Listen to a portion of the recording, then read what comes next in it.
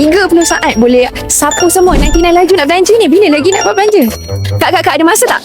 Kenapa? Kita ada challenge sapu laju je. Akak boleh beli apa-apa je dalam masa 1 minit. Nak tak kak? Betul ke ni? Betul, tak scam. Macam menarik je. Okey, jom. Dalam kiraan 3, 2, 1. Jom. Sapu laju nak belanja semua ni secara percuma dalam waktu 1 minit. Lagi 30 saat boleh sapu semua 99 laju nak belanja ni. Bila lagi nak buat belanja? 15 saat. Ramai yang nak join challenge ni.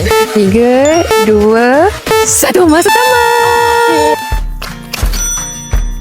So hari ni total perbelanjaan 245.29 sen. Happy tak? Happy. Alhamdulillah. Terima kasih. Akak ada follow sapu laju tak kat TikTok?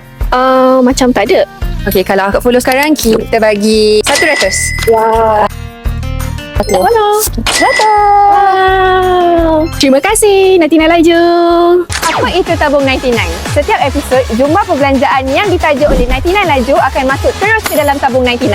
Bila tabung 99 laju dah cecah RM1,000, kita akan buat giveaway khas untuk member Telegram Sapu Laju je.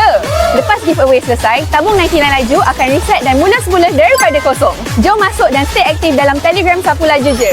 Mana tahu nama korang yang naik lepas ni?